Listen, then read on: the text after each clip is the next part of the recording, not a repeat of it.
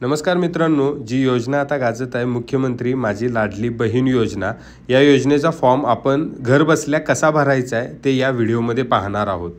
Play स्टोअरला जाऊन नारी शक्ती दूत हे ॲप आपण डाउनलोड करायचं आहे। आपल्या मोबाईलला ॲप डाउनलोड केल्यानंतर अशा पद्धतीने स्क्रीन दिसेल। यामध्ये नारी शक्ती दूत हा फॉर्म आपल्याला भरायचा आहे।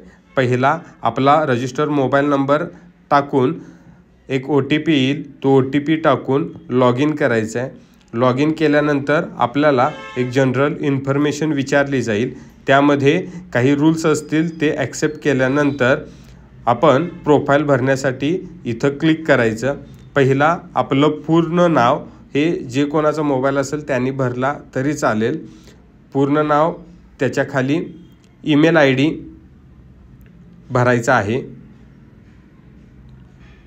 ज्यांचा कोणाचा फॉर्म भरायचा आहे त्यांचं भरला तरी चालेल। व्हॅलिड ईमेल ID आणि मोबाईल नंबर असावा, कारण वेळोवेळी त्याच्यावर इन्फॉर्मेशन आपणाला दिली जाईल। नाव, ईमेल ID झाल्यानंतर त्याच्या खाली आपण ज्या जिल्ह्यातून फॉर्म भरणार आहोत तो जिल्हा सिलेक्ट करायचा आहे। ज्या तालुक्यातून फॉर्म भरणार आहोत तो तालुका सिलेक्ट करायचा आहे। मी एक आपला तालुका सिलेक्ट करतोय। नारी शक्तीतला प्रकार सामान्य महिला बहुतांश टाकायचा आहे। बचत गट वगैरे न टाकता सामान्य महिला टाकला तरी चालेल।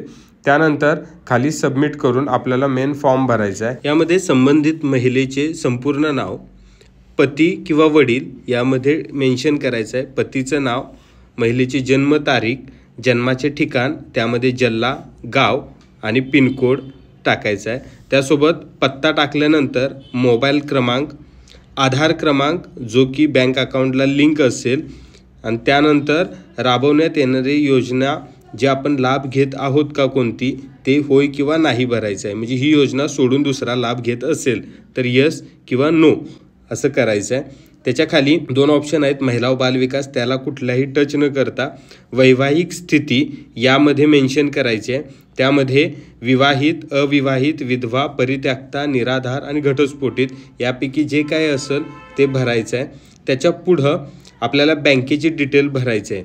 ती न चुकता भरायची आहे, कारण ती चुकली तर बँक अकाउंटमध्ये पैसे जमा होणार नाहीत।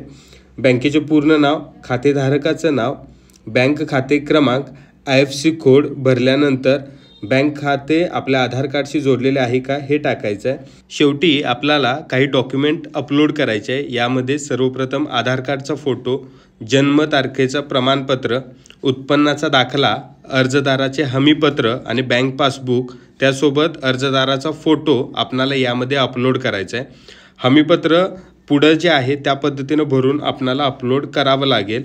हे सर्व झाल्यानंतर ॲक्सेप्ट करून माहिती जतन करा याच्यावर क्लिक करा। ही माहिती जतन होईल। अशाच नवीन व्हिडिओसाठी आमच्या चॅनलशी नक्की जोडलेले राहा। चॅनलला नक्की सबस्क्राईब आणि लाईक करा। धन्यवाद।